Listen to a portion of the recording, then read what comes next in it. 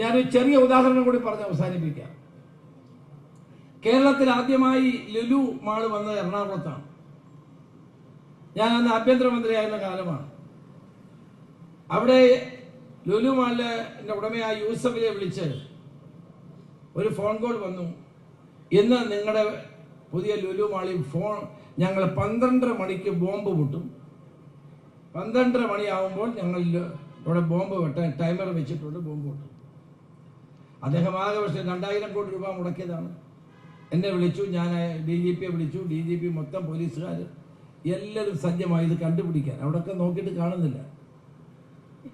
അവസാനം ഒരു പോലീസുകാരൻ വിളിച്ച് അവിടുത്തെ SP-യോട് പറഞ്ഞു, സാറേ ആ ഫോൺ കോൾ റെക്കോർഡ് ചെയ്തിട്ടുണ്ടെങ്കിൽ എനിക്ക് ആ ശബ്ദം ഒന്ന് കേൾക്കണം. അപ്പൊ അദ്ദേഹം എന്നോട് ചോദിച്ചു, എന്താ എഴുതാൻ കേൾപ്പിക്കാൻ പറഞ്ഞു. ആ പോലീസുകാരൻ ആ ശബ്ദം കേട്ടിട്ട് പറഞ്ഞു, സാർ ഇത് ഇന്നയാളാണ് ഈ ഫോൺ വിളിച്ചത്. ശബ്ദം കേട്ടിട്ട് പോലീസ് അയാളെ തിരക്കി ചെന്നാളെ വീട്ടിൽ നിന്ന് പിടിച്ചു. അത് പിടിക്കാൻ ചെന്നപ്പോൾ അയാൾ അവിടെ ഇല്ല, സ്ഥലത്ത്. അപ്പൊ ഈ ഫോൺ കോളിൽ ഇയാളെ വീണ്ടും ഫോണിലൂടെ വിളിച്ചോ പറഞ്ഞു, എനിക്ക് 5 കോടി രൂപ തന്നാൽ ഞാൻ ഇപ്പോൾ ഈ ബോംബ് നിർവീര്യമാക്കാം, അല്ലെങ്കിൽ ഞാൻ ചെയ്യുന്നു. അപ്പൊ ഇയാളാണെന്ന് ഉറപ്പായല്ലോ. സംസാരിച്ച ധാരണയിലായി. വാളയാർ ചെക്ക് പോസ്റ്റിനടുത്തൊരു സ്ഥലത്ത് 5 കോടി രൂപയായിട്ട് പോലീസ് ചെല്ലാമെന്ന് പറയുന്നു. 5 കോടി രൂപ ഒന്നുമില്ല, ഒരു പെട്ടിക്കകത്ത് കട്ടയൊക്കെ വെച്ചിട്ട് അതിന്റെ പുറത്ത് പൈസ വെച്ച് അത് കൊണ്ടുചെല്ലാണ്. കൊണ്ടുചെന്ന് അവിടെ ചെന്നപ്പം ഈ പോലീസിന്റെ അവിടെ വെച്ചു. അപ്പൊ ഈ ആള് വരികയാണ്. അപ്പൊ തന്നെ നമ്മുടെ പോലീസ് അയാളെ എൻസർക്കിൾ ചെയ്ത് അയാളെ പിടിച്ചെടുത്തു. അയാളെ ഒരു ബോംബും ഇല്ലായിരുന്നു, വെറുതെ കബളിപ്പിക്കാനായി. ഞാൻ പറഞ്ഞു വന്നത്, നമ്മുടെ ഒരു പോലീസുകാരനാണ്, ഇന്നിപ്പോ DYSP കഴിഞ്ഞ ദിവസം എന്നെ വിളി, സാറേ അത് ഞാനായിരുന്നു, ഞാൻ DYSP ആണ് എന്നോട് പറഞ്ഞു. അപ്പൊ ആ പോലീസുകാരൻ ആ ശബ്ദം കേട്ട്, അല്ലേ സ്മർജൻ, ശബ്ദം കേട്ട് തിരിച്ചറിയുകയാണ് ഇതാരാണെന്ന്. അപ്പൊ നല്ല കഴിവുള്ള കുറ്റാന്വേഷണത്തിന് നല്ല കഴിവുള്ള ആളുകൾ ഇപ്പോഴും പോലീസിൽ ധാരാളമുണ്ട്. പക്ഷെ അവരെയൊക്കെ ഉപയോഗിക്കണം. അവരെയൊക്കെ രാഷ്ട്രീയ താല്പര്യത്തിന്റെ പേരിൽ ഉപയോഗിക്കാതിരിക്കരുത്.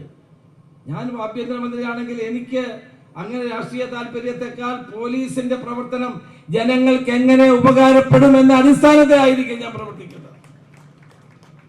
അത്ര മിടുമിടുക്കന്മാരായ പോലീസ് സേനയാണ് കേരളത്തിലുള്ളത്. ഇന്ത്യയിൽ തന്നെ ഏറ്റവും നല്ല മിടുക്കന്മാരായ ആളുകൾ കേരള പോലീസ് സേനയിലുണ്ട്. അവരെ ഫലപ്രദമായി ഉപയോഗിക്കുകയും ജനങ്ങൾക്ക് നന്മ ചെയ്യാൻ കഴിയത്തക്ക നിലയിൽ അവർക്ക് അവസരങ്ങൾ കൊടുക്കുകയും ചെയ്യുക എന്നുള്ളതാണ് ഏറ്റവും പ്രധാനപ്പെട്ടത്. സത്യസന്ധമായി ജോലി ചെയ്യുന്ന പോലീസ് ഉദ്യോഗസ്ഥന്മാർക്ക് അവർക്ക് സംരക്ഷണം കൊടുക്കണം, അവർക്ക് അവസരം കൊടുക്കണം. അതാണ് പോലീസ് ഡിപ്പാർട്ട്മെന്റിൽ വേണ്ടത് എന്ന് തിരിച്ചറിയുന്ന ഒരാളാണ് ഞാൻ വാക്ക് ദീർഘിപ്പിക്കുന്നില്ല. P. വിശ്വനാഥിനെ പറ്റി ഞാൻ പറഞ്ഞു. അദ്ദേഹം നമ്മുടെ നാടിനൊരു മുതൽക്കൂട്ടാണ്. ഞാനാണ് അദ്ദേഹത്തെ ഈ കുണ്ട്ര മത്സരിക്കാൻ പ്രേരിപ്പിച്ചത്. ചെങ്ങന്നൂർ മത്സരിപ്പിക്കാനും ഞാനാണ് കാരണക്കാരൻ. പക്ഷേ ജനപ്രതിനിധി എന്ന നിലയിൽ 100% സിൻസിയറിറ്റി, ആത്മാർത്ഥത, സത്യസന്ധത പ്രകടിപ്പിക്കാൻ കഴിയുന്ന ഒരു വ്യക്തിയാണ് അദ്ദേഹം.